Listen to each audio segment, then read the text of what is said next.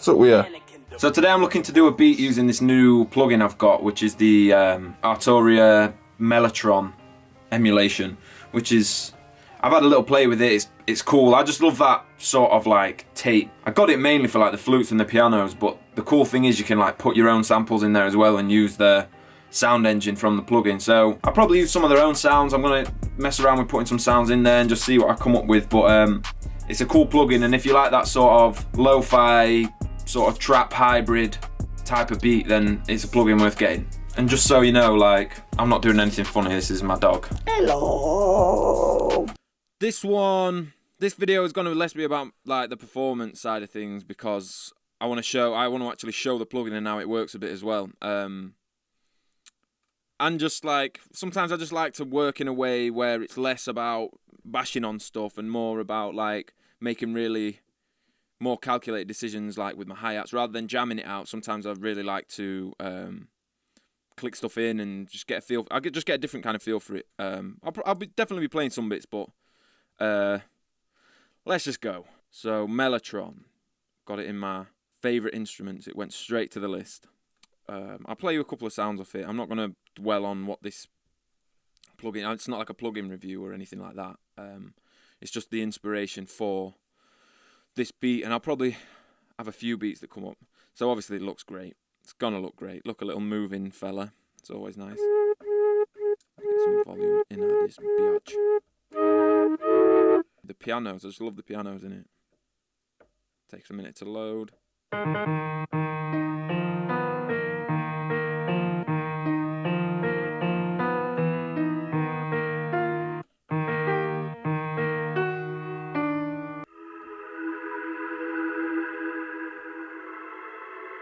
Some cool pads. It's cool, you can just like mess with the flutter so you get that wobble. The mechanics so you get like cool like percussive key sounds. Tape saturation, we all know what that is by now. Noise floor, which is basically just noise, but adds to authenticity. And once you start cranking all this stuff, just sounds legitimately sort of old. Guitars in here are really cool as well. I like to play the guitar, but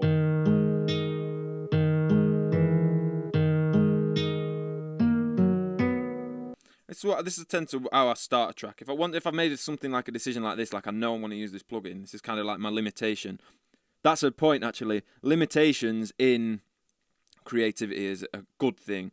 You'll hear people talk like and it's not always, not like every time you should limit yourself, but it forces creativity. Like, it forces you to make decisions and work with what you've got, and there's something, I'm a big believer in that anyway, like, because sometimes it can be disheartening clicking around forever. Sometimes you just kind of like pick your tool, sort of how they would have to have done back in the day when they didn't have everything there to use. You'd pick your tool and you would make it work.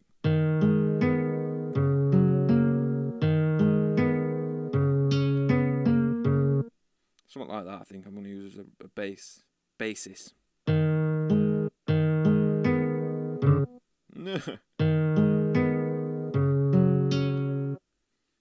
Bullshit.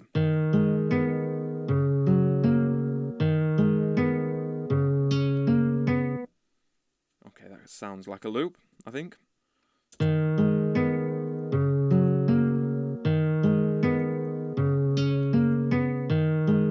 like Little Baby Gunner. That's where I think we're gonna go with this vibe today.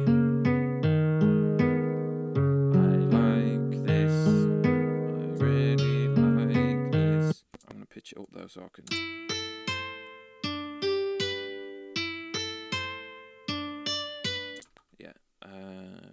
freeze it. I did this in my previous video where I showed you that I like to do this. Commit it higher purposefully to transpose it lower so that you get a different texture again.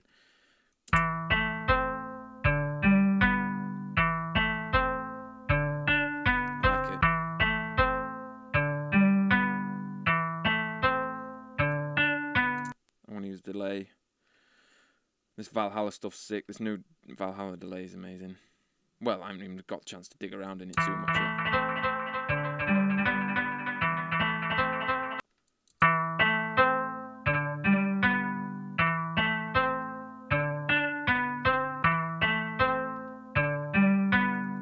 cool. So now what I want to play with is the Mellotron again, but I want to like experiment with some samples I might have kicking about. So I'm going to go to the Native Instruments library, because over the years I've collected these plugins, and because of that I've got like a bunch of the libraries and stuff, because they always send out things. Something that this is going to really work nicely with the effect of this, basically. And I don't know how I make that decision, I'll just know it when I hear it. Don't need chords. No. Something like that could work. Not really what I originally had in mind, but we'll see. So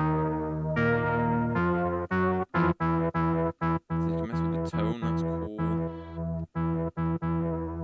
Flutter. So yeah, this plugin's sick. This plugin's cool as fuck. Oh yeah, this would be a good time to show you that it's got I do want a reverb. I don't really want that distortion. Maybe I'll change this to a reverb. Quite a drastic reverb. Drive that maybe. Let's have a look. So you can transpose in your sampler. You've got like a sampler area, which is familiar.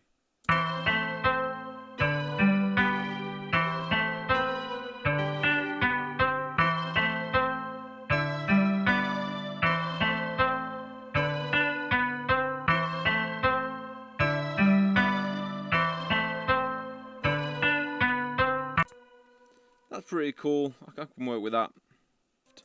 And I want to do one more thing, maybe something a bit more percussive, or maybe I'll do that later. No, let me try one more thing. I'm going to go back to the Native Instruments stuff just because it's just got a bunch of stuff in there. Nope. A Glock. How do I bring up the gain of this?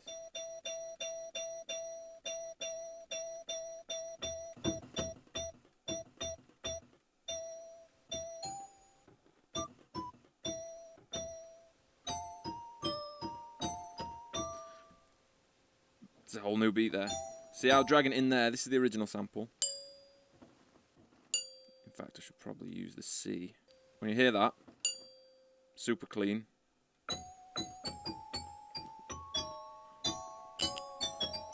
This just gives it a whole different vibe, which is what I'm after.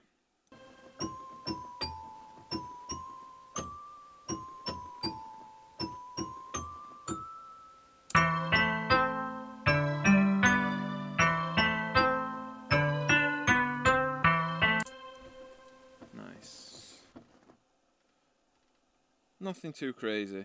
I'm gonna quantize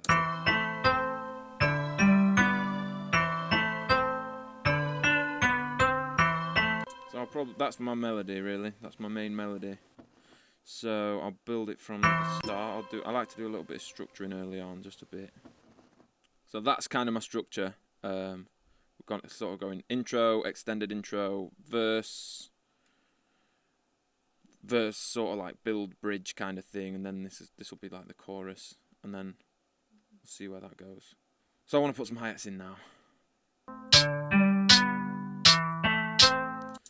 See, with this, I don't do this as much as I used to, but I might put a more like, I wouldn't want to say this is a realistic hat. It's almost like a vinyl sounding hat on the fours.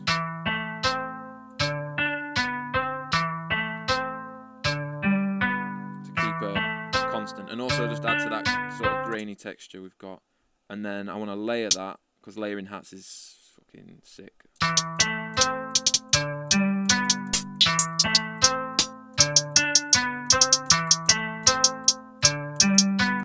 kind of like doing this pattern where it's like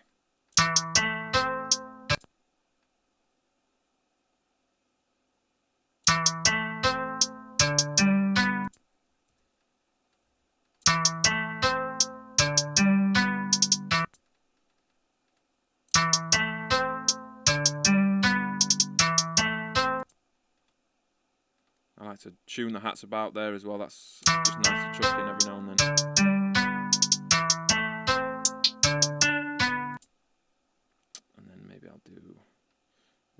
Classic.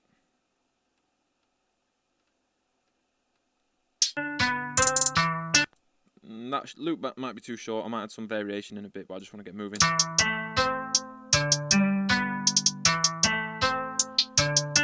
Next thing I would do is sort of decide if I'm going to use a clap, a snare, a sort of bit of percussion. No, I quite like that.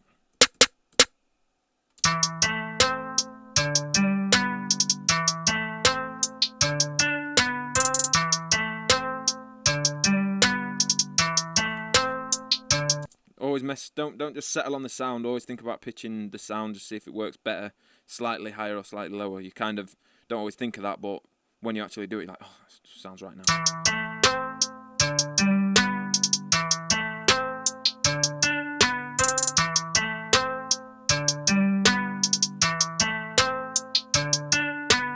I like it better 2 steps down.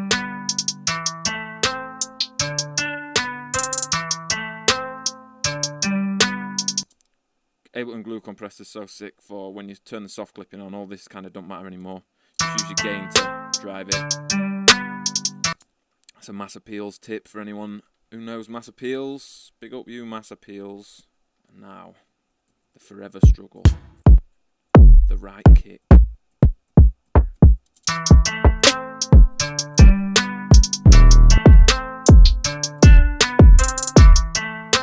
See, I think this one's somewhat hard like that. But I'm going to trim the end off of it.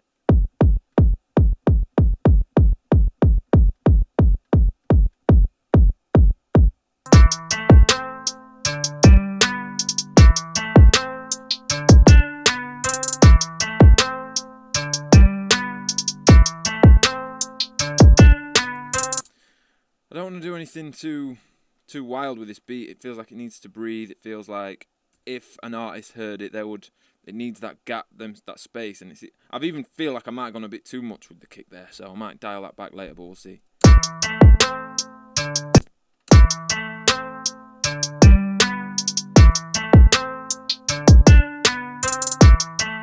That's better. Yeah, so next point for me is thinking about the bass. There's loads more, well, I say loads, in rap beat terms, I guess it's loads, but in the reality of the entire of the music world, it's fuck all, because it might be 3 different elements. But I want to add more stuff to the drum section. I just need to get I sort of need to get the groove set up so that now I can play with the bass and sort of have a mood. Sometimes I don't do that, like, don't get me wrong.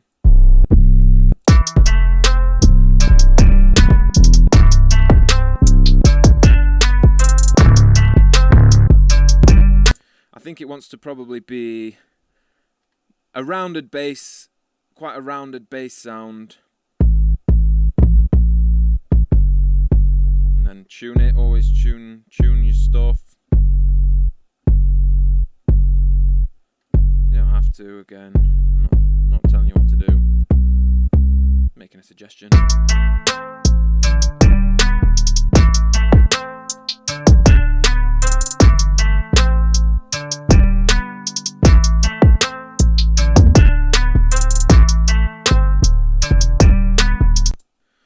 So for whatever reason, I was expecting it to be lower down, and it's in A, which is no good for me, because I don't like working in A. It makes the bass like, it's good to, those kind of notes are good to fly up to and fire up to, and I'm not saying it's wrong to make tracks in A either, but for my personal taste, I like a bit more.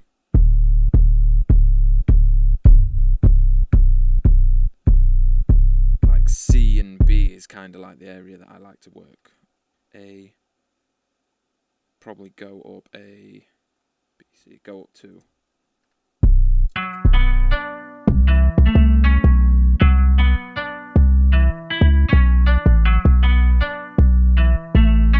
No, I need to go more than 2. I need to go up another 2.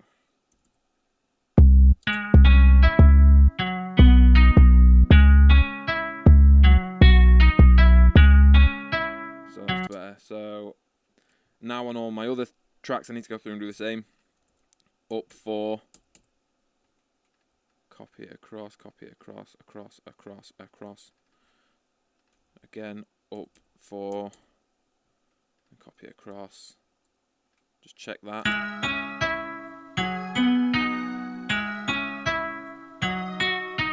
Yeah. Even if I like the feel, even if at first I'm listening to that because I'm so used to how it was sounding, I'm like, oh, I've lost a bit of something. But I don't even really care because it's more important to me to get the bass in the right place than like I'll adjust to that other vibe.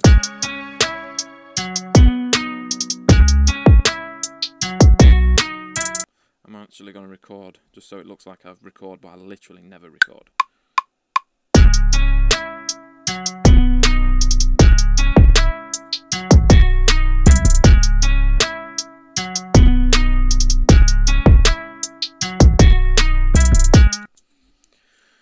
Okay, so like I hit a few bum notes there, you can see. I'll just fix that up. Oh, which is the right note though.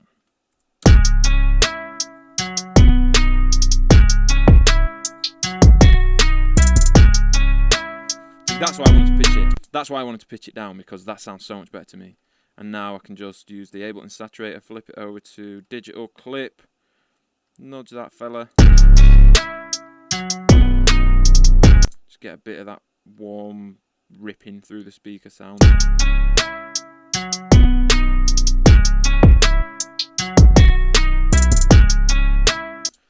want to show you another plugin actually while we're here. This is a cool one. So you can put this plugin on the master, and then on your phone I have an app that matches it, and we connect to the same Wi-Fi. And now I can add my MacBook. It's just loading, connecting.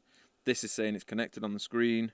Now I can mute my speakers.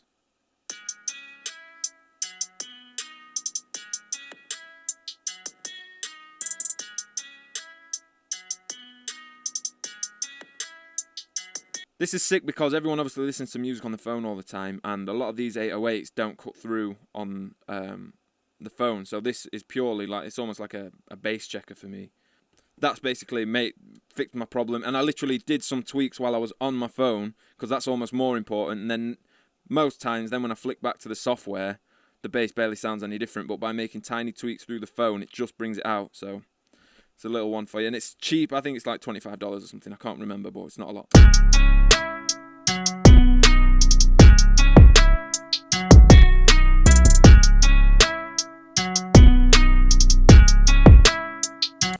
So that's basically the majority of the bulk work of the beat sort of done. I'll go through, like, when it comes time, because I'm not going to finish the beat right here, right now. I'll take the beat, finish it, put it on the beat store, send it around, whatever. But I'm going to add a few more bits of percussion before I finish the video. But like, that is basically once my beats are at this point where I've got my clear intro and I've got things sort of developing, the rest becomes pretty easy.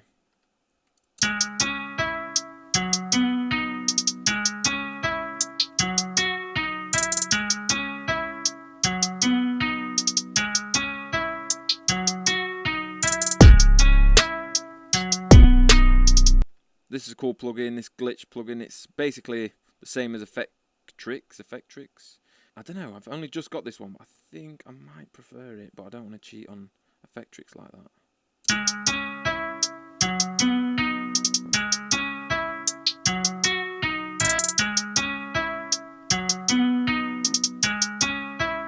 I just like to use it a lot of the time, not for really drastic stuff. Occasionally I'll like do a stutter or whatever, but see, like, that's tiny, you can barely hear what it's doing, but it just gives it a little feeling at different points, you know.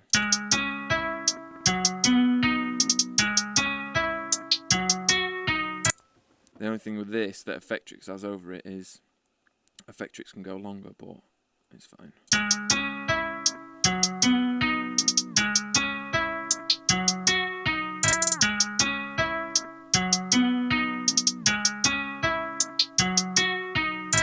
Another effect that I like to use a lot is halftime, just to like...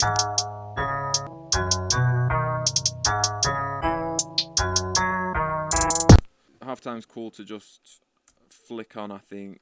Well, a lot of times I'll do whole sections with halftime on, but with this beat, I literally just want to put it on for like when it cuts out.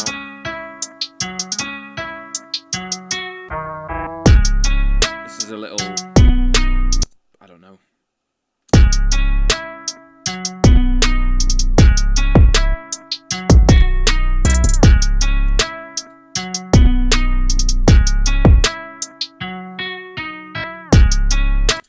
Cool. I want to. All I want to really add is just a few bits of percussion. I'll just click around till I hear something that feels right. There's loads of stuff in the packs that everyone uses, and I'm not saying that to be a dick. I just want to go somewhere different because recently I've been using them a lot, if anything. A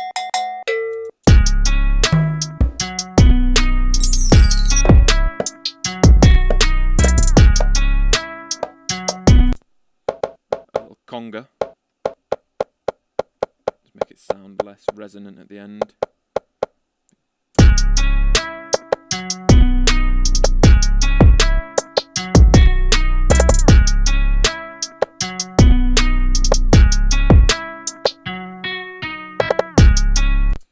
Okay, just something like that. Trimmed it down a bit, made it a bit less frequent. It's easy to get carried away when you first load a sound in, I think. To be fair, like, I don't want much more in the beat than that.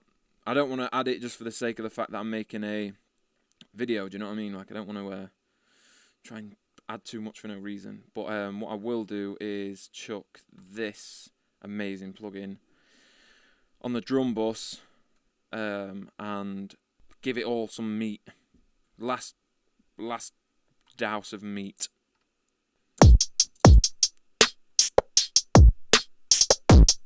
So when you really rag these saturation modules, I want to crush the shit out of the drums and then parallel it, but to hear it on its own. Obviously I've destroyed the signal there, but if you blend it in together,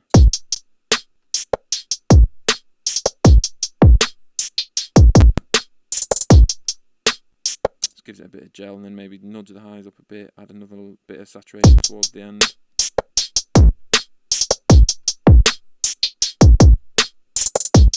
So this is it without. Sounds cool, sounds fine, but with, just add some dirt to it.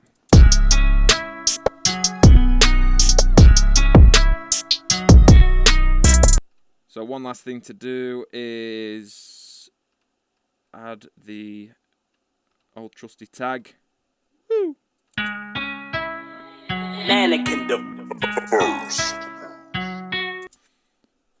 So yeah, thanks for watching. I hope this was useful.